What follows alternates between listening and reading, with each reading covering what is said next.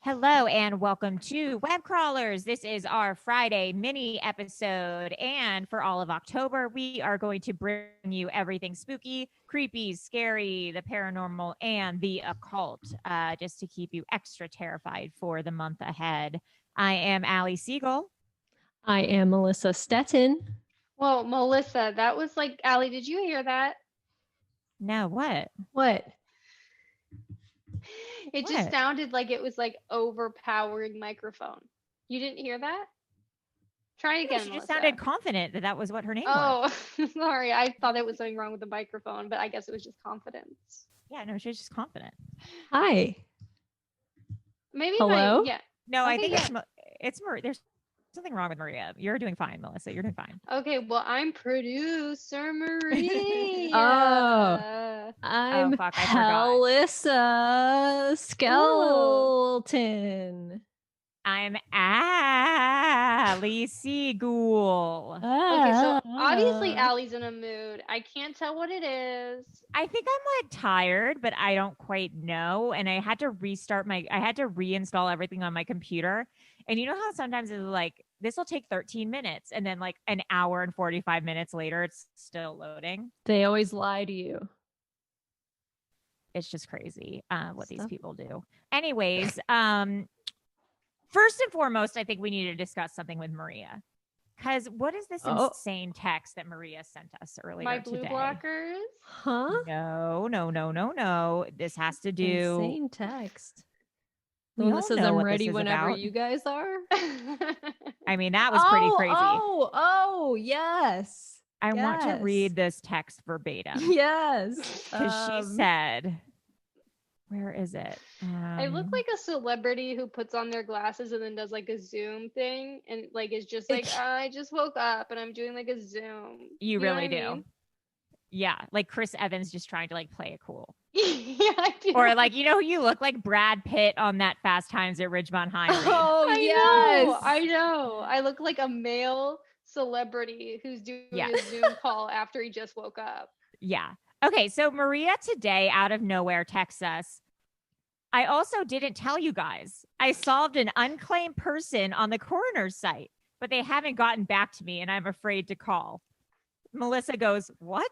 And she goes, Maria goes, I looked into one of their unclaimed bodies and I found all of her nearest relatives. And I said, it's weird that you didn't tell us this immediately. So, Maria, will you tell us about this journey that you're on? What's going on? Okay, so I've brought this up to you guys before that if you go on the coroner site, shout out to Gabby Dunn, newest coroner of Los Angeles. LA City County. LA County coroner, Gabby Dunn. If you go on their website, there's a whole section of unclaimed bodies. Now, an unclaimed body is different than an unidentified body. Let me break this down for you really quick. Yeah, because I made that mistake and you got pissed.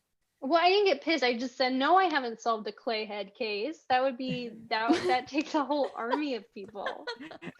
So an unidentified body is like a Clayhead. And we've gone into those. Those are the right. Let me do this. They don't have names. They're just bodies. They don't have names. It's like if an unidentified body is, say you came across a skeleton on the side of the road and then you weren't able to identify who that's. Say you came across a skeleton on the side, or like, you know. You came across a skeleton on the side of the road and there's a whole website. There's actually like a wiki page dedicated to all the unidentified bodies and like if they had a tattoo or if they had jewelry or if they wore like a uniform or something, it has all of that. And then hopefully, I think if they get enough information, then they're able to do like DNA testing and then figure out who the person is. Anyway, that's an unidentified body. Okay. The unclaimed bodies is actually maybe even a little sadder to me. Well, I guess it's not fair to qualify, but an unclaimed body is if someone dies and they have a name and they have a birth certificate, they have a death certificate, and they end up at the coroner's office and no one comes to claim them. No one says, oh, I'm this person's mother or brother or cousin or friend. They just are there and they're basically a forgotten person. But they have all of their name They have their name. They have their information. They have their date of birth. They have everything about them. Okay. They have where they died. They have where they were born. So they have that. But if no one comes to claim them, then if you could hear giggles. If no one comes to claim them, I think the coroner's office keeps them for, Allie, you sent this article, but basically I think they're kept at the coroner's office for 3 years. Wow. I think. Oh. I didn't read the article. I just sent it.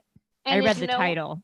And if no one claims them, need. then once a year maybe, or once every couple years, they do this mass burial. And I guess every coroner's office has this, and they do this mass burial where they bury all of the ashes of these bodies that were unclaimed, and people can go and pay their respects.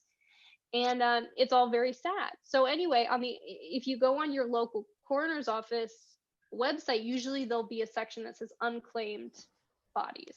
And so I went on there, and it's very fun to do research on it, because it's like my perfect thing is get my ancestry.com account ready, get my newspaper.com ready, get Melissa's family tree now out, get that tab up and running. And basically you just try to find relatives and friends through ancestry and news, and if you can find like cases, or like if they were in the criminal department or whatever. And so there was this one that seemed like pretty easy. Her name was Barbara Esterman. And like it took me about a day, but I was like finding all her ancestral stuff. And so then I emailed them and I gave them all the ancestry information I had for her, and they didn't get back to me. So I called them today and I said, hey, I had found her nearest and my new best friend at the coroner's office. Her name's Joyce. She was like, it's so funny. This person was claimed by a cousin, which I assume is the cousin I found. Wow. But it had just been kept up on the website by accident. So then she was like, so going forward, why don't you just email me the names of the people you're researching? I'll let you know for sure if they're still unclaimed. And so I did. And so I have like 8 names that are ready to go, rearing and ready to go. So you work for the coroner's office now. You're an intern. Well, I like to think of myself as just Joyce's best friend. And then like we solve cases together. This is incredible. This is our TV show. Here's our TV show. We've been wondering what the pitch is. And it's called Unclaimed. It's called Unclaimed. And it's also, the B story is always me realizing that I'm one of the unclaimed bodies myself. But I'm just walking. Oh, like Sixth Sense. I thought it was I think it's be just that Joyce, no one really cares. Emotionally unclaimed. Emotionally unclaimed. Yeah. And what season does Joyce file a restraining order on you? I think the next time I email her. I think because I emailed her. The email will bounce back. Mailer Damon. We just talked. How about these names? And then you start searching for Joyce on Ancestry and finding her cousins. Yes. Yeah. I didn't find any of those names I sent you, but I did find your great uncle. Who's great uncle? Oh my God. And then you marry into Joyce's family and then just start showing up at all her events. It's a dream to marry into the coroner's office. We shouldn't give too much away from our new series coming soon to TLC. Anyways, so we'll keep you guys. Yeah, that's exciting. I want to participate in that. You should send me some names. To be honest, I did come. So there is this thing called the unclaimed body. Basically, I came across this nonprofit organization where everyone gets together and they solve these cases together. But I went on there and there's too many cooks in the kitchen. There's too many cooks in the kitchen. No, you work alone. Everyone's trying to beat each other to it and being like, I got this. It's like, I need to do this for myself with the cases that you guys aren't looking at. Yeah. You got to go deep. Whoa. So maybe on the Discord, if you guys want to start like an unclaimed persons thing, I'll add a thing to it. And you can do it through your own local coroner's office. We can see if we can find some that's fun. Let's crack some cases, man. Yeah, let's crack some cases, guys. Okay. Yeah. Well, there we go. Doing some good in the world. Today we are going to talk about 2 different things. One is the Hammersmith Ghost murder case, and then the second is something that is not that. Walpurga Hausmannin, which is it in the same doc? Oh, there it is. Sorry. Hausmannin. It's German. Hausmannin. Anyways, well, here is a little bit about the Hammersmith Ghost murder case. Spooky. Yes. We should insert some like ghost sounds into this. Okie dokie. During 3 months in January 1804, local residents had been reporting multiple sightings of a ghost lurking around Hammersmith, London. But the case would take a shocking turn that would lead to a murder trial. Ooh. Dun, dun, dun. Dun! The Hammersmith ghost was first spotted in November 1802. It was supposedly attacking people, with several claiming to be grabbed by it around the Hammersmith churchyard. Ooh, it's a handsy ghost. Damn. Me too. Descriptions varied, but most said it was tall and wore white. Some thought it was the spirit of a man who killed himself and had been buried in the Hammersmith churchyard. Okay. What's wrong? Nothing. I was just, it's honestly like I had a brain fart moment where I was like, did this guy own the churchyard? Like his last name is Hammersmith and the churchyard was named Hammersmith. But then I realized that he was just called the Hammersmith Ghost because he was at the Hammersmith churchyard. So then I tried to hold it in, but then you asked me about what I was thinking about. Well, it looked like there was something going on in your head that was really It was wild. It was either a stroke or like, I don't know. Yeah, it wasn't right. I couldn't let you go on like that. Well, there we go. The belief was that suicide victims should not be buried in concentrated ground as their souls would not then be at rest. 2 women, one elderly and the other pregnant, were reported to have been seized by the ghost on separate occasions while walking near the churchyard. They were apparently so frightened that they both died from shock a few days afterwards. Some people were skeptical that this man was an actual ghost. One person said they saw the alleged ghoul discard a white tablecloth before running off. Let me tell you, I don't think that this is a ghost. All my instincts point to this is not a ghost. Well, white clothes also happened to be worn by local bricklayer Thomas Millwood. Some people had gotten scared running into him at night thinking he was the ghost. His wife asked him to wear different clothes so he'd stop scaring people, and he refused. Thomas, just wear black. You're scaring everyone. This is an insane story. The reports of a ghost. Also, like, they're thinking so much of those ghosts that are just like sheets with like eyes cut out. Like ghosts, I've never heard a description of a ghost being just like it was huge and white of a real ghost. The reports of a ghost led to several local citizens forming armed patrols since London didn't have an organized police force at the time. On January 3rd, local man Francis Smith decided he was going to look for this Hammersmith ghost and took a shotgun with him. Looney Tune.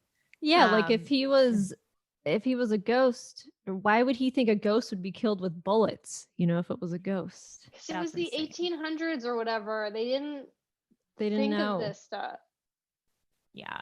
While patrolling one night, Francis saw Thomas Millwood wearing all white walking home near Black Lion Lane. Francis, who had drank a few beers at this point, yelled to Thomas, "Damn you! Who are you and what are you? Damn you! I'll shoot you!" Oh my God, he thought Thomas was the ghost. Francis then shot him in his jaw and killed him. Well, realizing it wasn't a ghost, Thomas was taken to the nearby Black Lion Inn, but it was already too late. So Francis went on trial for willful murder. He confessed to shooting Thomas, but said that he genuinely believed him to be a ghost. And the judge said that Francis had neither acted in self-defense nor shot Thomas by accident. He had not been provoked by the supposed ghost, nor had he attempted to apprehend it. So Thomas had not committed any offense. Apprehend a ghost. How do you apprehend it? Allie? Stupid question. Sorry. Duh. So Thomas had not committed any offense to justify being shot. And even if the supposed ghost had been shot, it would not have been acceptable, as frightening people while pretending to be a ghost was not a felony. but it was a misdemeanor. It's a misdemeanor? Apparently it was a misdemeanor, frightening people. It's like causing a disturbance. Oh my God. Which merits only a small fine. Then this podcast is a misdemeanor. I know. I don't know how we're not in jail. Me either. So it was up to the jury to decide if you had thought that someone was a ghost, would that be a good enough defense against murder? And apparently it was, and they returned a verdict of manslaughter rather than murder. What's the difference? Manslaughter is, I believe you caused the murder, but it wasn't premeditated. I think it's like drunk driving. You get manslaughter, like you didn't plan on killing them, like it was an accident. So if you can kill a ghost, does that mean you can kill people who have ghosted you? Oh, Melissa, don't answer. It's a trick. Yes. No. Yes. But he wasn't really a ghost, Allie. That's the whole thing.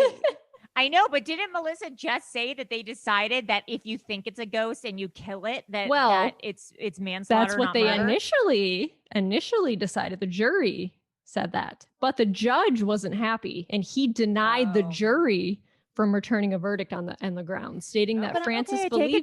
Take it back. Okay, Jesus. Well, I believe that that's okay if you're thoroughly thinking that you're acting in self-defense, then it should be seen. You should be responsible for the circumstances you believe yourself to be in. Well, this case, I'll get this. There's something you're gonna be very interested in. Okay, yeah, we'll stop talking. Sorry. So the judge wasn't happy, and he denied the jury from returning a verdict on that grounds, stating that Francis believing Thomas was a ghost should not be considered a factor.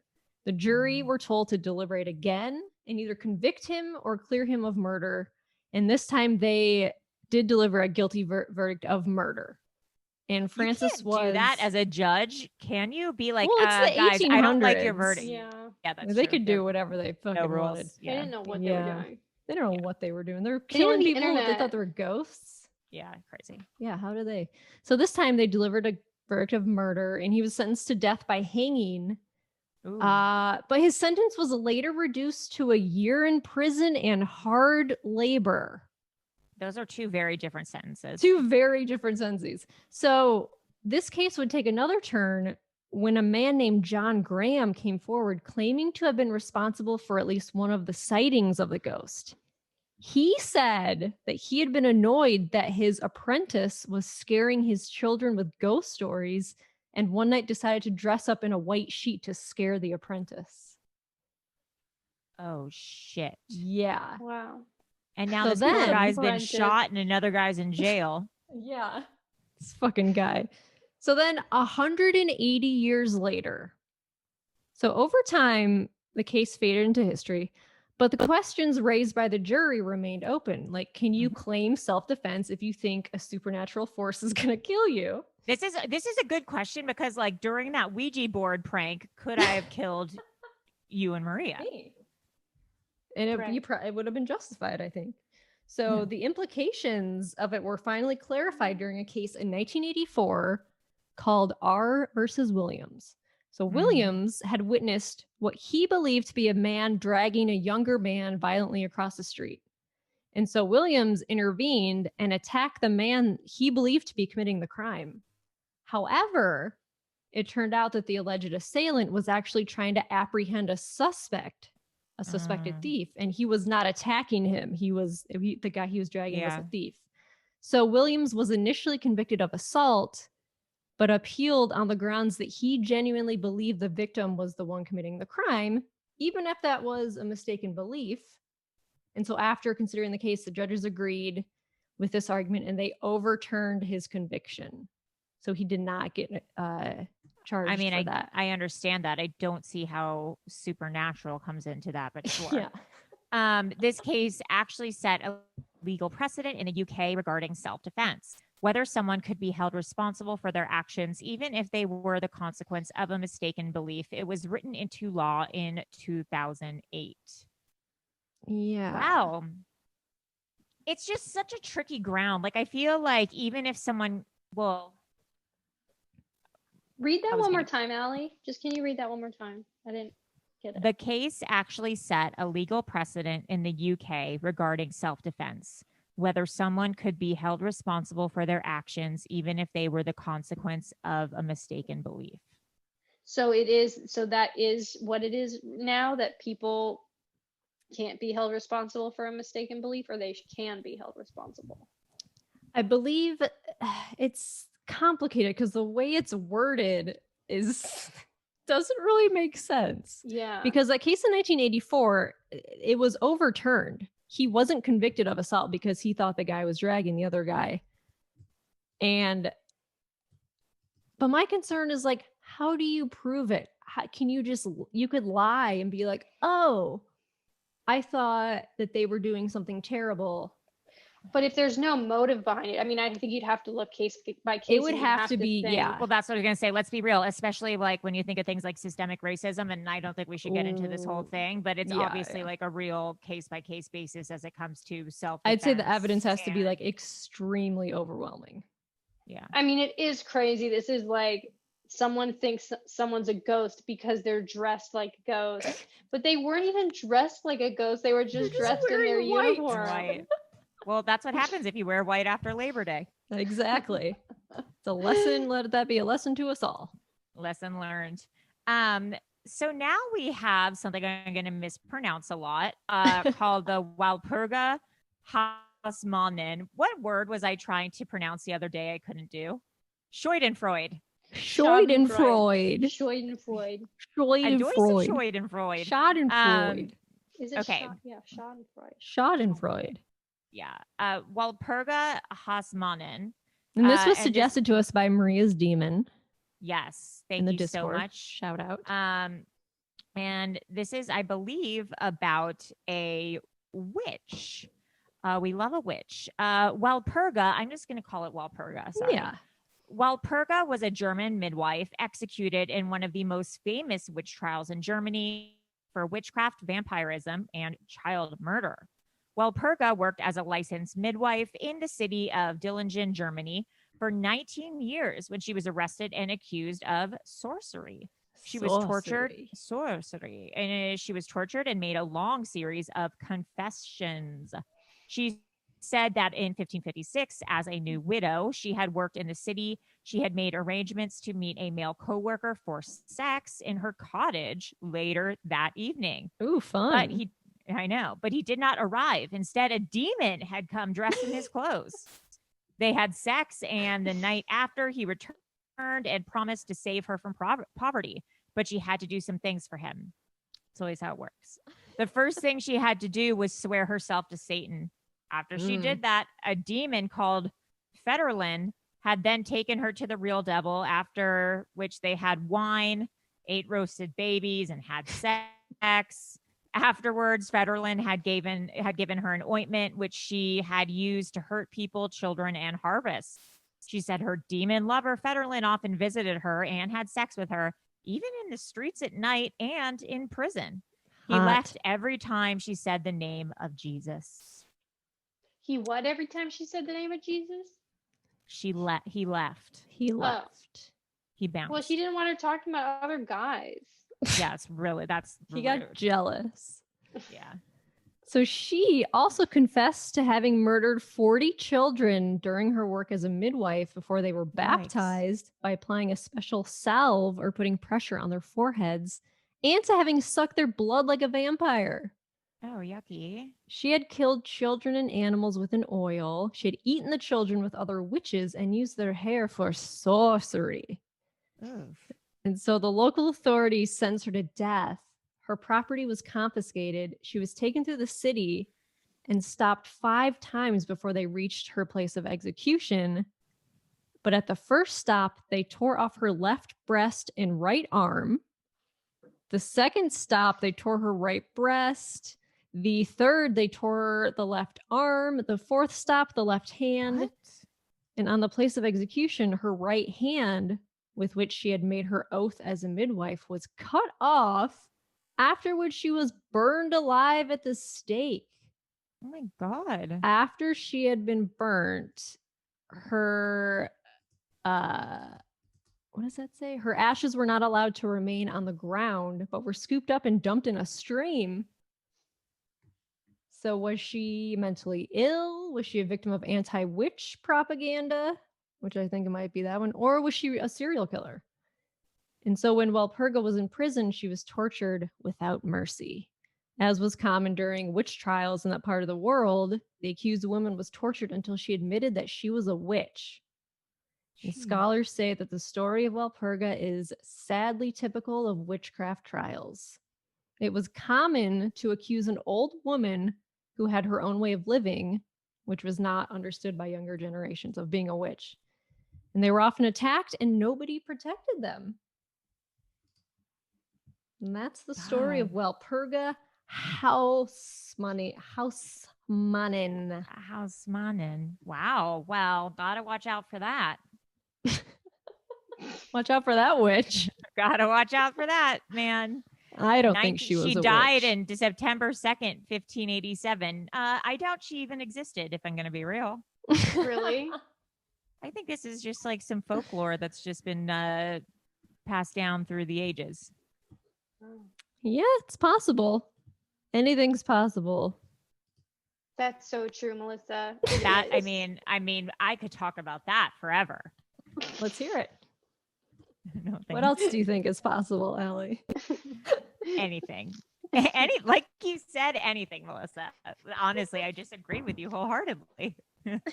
I love that in Allie's background, it's the guy from Scream with a knife above her, and it's like he's been waiting for her to finish her podcast before he does the theme.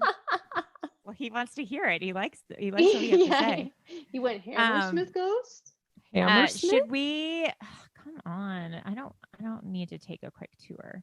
Should we read a few of our new reviews if we have any?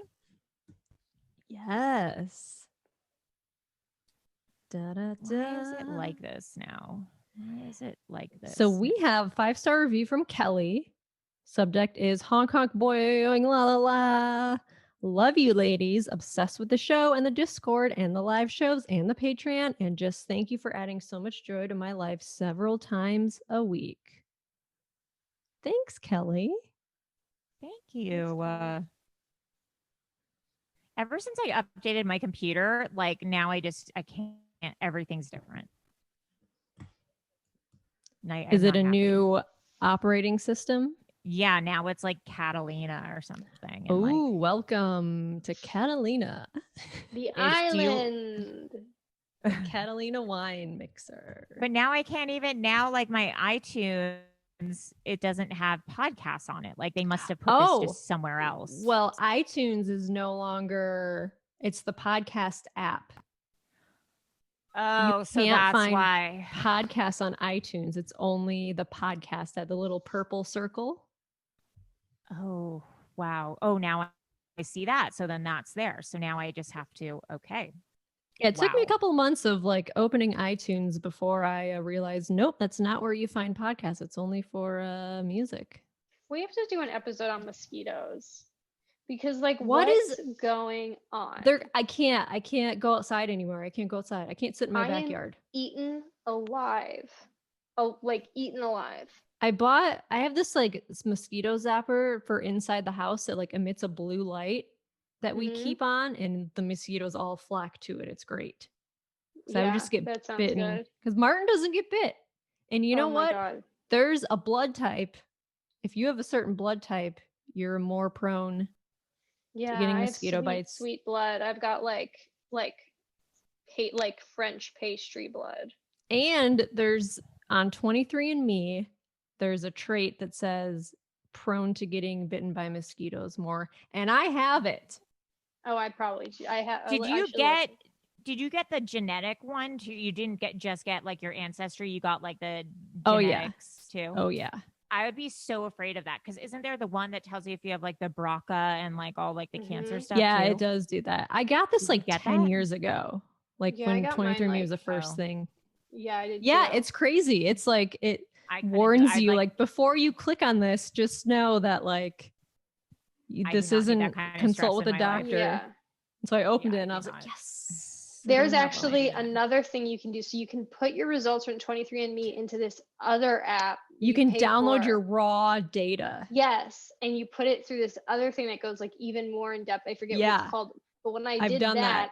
I got so scared I made a doctor's appointment, and I like came in with this like manifesto. Just all and these like letters and numbers that like make no sense. Well, no, because it tells you. So like when you put it through this program, it's the raw data. You put it in the program, and then it tells you like cancer risk. Like it tells you like every little bit of risk you possibly have. And I like freaked out, and I came in. My doctor literally rolled his eyes at me, and he was like, "I can't." I bet he gets that so often ever since this ancestry shit came up. I felt like bet. Beta from My Girl, like going at me like I'm dying. You need to help. And it's like it's just you just ate beets. You're okay. You just ate beets. You ate Oreos. I do have a higher chance of having macular degeneration. Oh, I do too. And my grandma has it. So I know I'll have that, but yeah, who knows? I also have this thing called hemochromatosis. What's that? And it's like how you process iron weird. Well, I can tell you one thing. I'm not checking. I'm not even going there. But it's also that's how I found. Remember that relative of that like second cousin I had who's like currently missing? Yeah. That's how I found him through 23andMe because I looked up all my relatives. Still missing, by the way. I would do the family part. I would do the family part fine. I just don't want to know fun. Like. Well, you can do just the family part. It's cheaper, I think.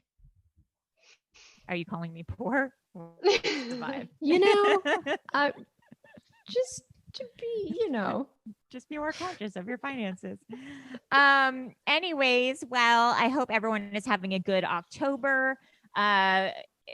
Look forward to the seance coming soon. We are in talks with John. It's going to be a nighttime vibe, candles lit. Nighttime is the right time for ghost time. Anyways, join our Patreon, patreon.com/webcrawlers. Also, if you are interested in reality TV, please listen to our 90 Day Fiance podcast, which is back. 90 Day Fiance Slumber Party. We have been covering the reunions, and we will start covering Darcy and Stacy until the next 90 Day Fiance season comes up. Also, if you guys are into television, there's a show on NBC called Connecting. That is on Thursday nights at 8:00. I don't know, I think, but it's my husband Martin. Listings. He created it and wrote it and directed it. It's a fun time show. It's about connecting. We loved the Wall Street Journal gave it a rave review. Shut up! That's incredible. They said it's Emmy worthy. That is amazing. That's crazy. Yeah. I mean, who knows? I mean, I agree. Check it out. Anyways, I